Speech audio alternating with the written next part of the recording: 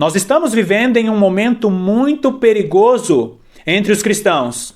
Fica comigo aqui nesse vídeo de hoje, porque eu tenho certeza que Deus falará poderosamente ao seu coração. Seja bem-vindo ao canal A Lâmpada para os Meus Pés.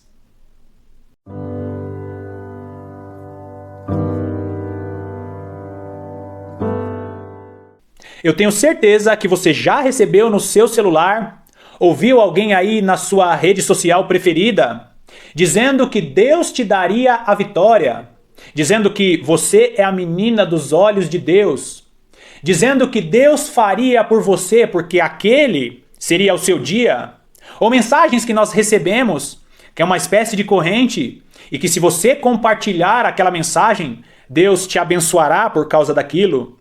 Bom, mensagens triunfalistas que exaltam o homem e colocam Deus como uma espécie de entregador de bênçãos.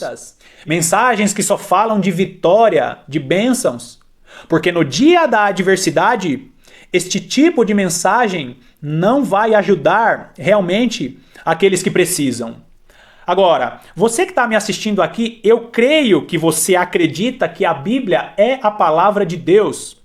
E eu olho para a história da igreja descrita nas Sagradas Escrituras e eu vejo um apóstolo Pedro se levantando e dizendo que Jesus Cristo era o Senhor, era o Messias. E de repente a multidão vira para ele e ele diz, e a multidão diz para ele: tá bom então, Jesus é o Messias, morreu, o que nós devemos fazer? E o apóstolo Pedro responde: se arrependam e creiam que Jesus Cristo é Senhor. Pregação de arrependimento. Se você voltar lá e ver os discursos de João Batista, nós vemos João Batista pregando o arrependimento. Se você olhar Atos dos Apóstolos, no capítulo 6, e se estendendo ali para o capítulo 7, nós vamos encontrar Estevão confrontando os religiosos, dizendo: vocês mataram o Messias, vocês precisam se arrepender mesmo sendo religiosos. E ele é apedrejado ali, porque a mensagem dele não era palatável. Percebe? Mensagens de arrependimento. Se você for em Atos no capítulo 10, nós vamos encontrar o apóstolo Pedro indo encontrar Cornélio, que era um gentil, e ele ali ajusta a crença de Cornélio. Cornélio era um homem que abençoava pessoas através de suas esmolas. E o apóstolo Pedro vai encontrar ele dizendo: não, você precisa entender mais a respeito de Jesus Cristo, porque aquilo que você faz não é o suficiente. Percebe? As nossas obras, elas não são suficientes para que nós estejamos caminhando com Deus. Agora vai lá comigo em Hebreus capítulo 4, a partir do versículo 1. Olha só o que diz: temamos, pois, que porventura, deixada a promessa de entrar no seu repouso, pareça que algum de vós fique para trás. Porque também a nós foram pregadas as boas novas, como a eles, mas a palavra da pregação nada lhes aproveitou, porquanto não estavam misturada com a fé naqueles que a ouviram.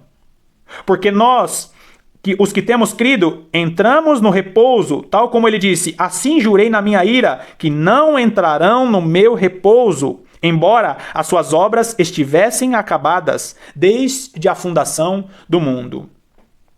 Aqui o autor aos Hebreus ele está dizendo que o povo lá na época de Moisés, eles não alcançaram a promessa porque a fé deles não estavam misturadas com a palavra de Deus. Olha que sério isso. Nós precisamos ter fé em Jesus Cristo.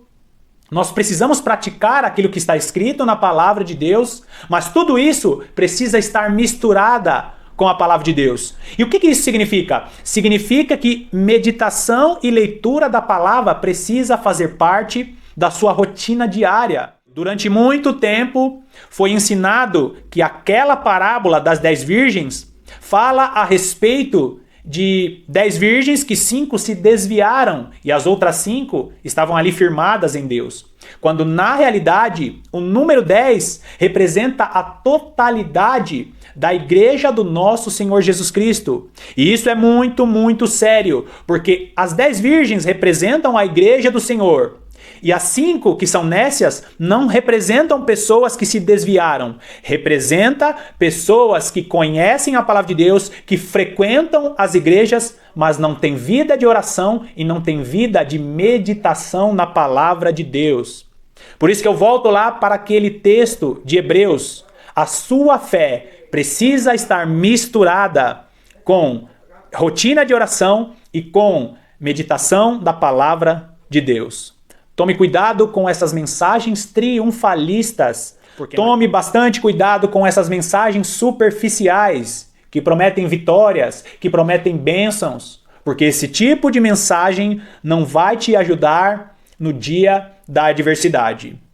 Bom, mais uma vez eu quero te agradecer pela sua companhia e que Deus te abençoe ricamente. Eu te aguardo no próximo vídeo.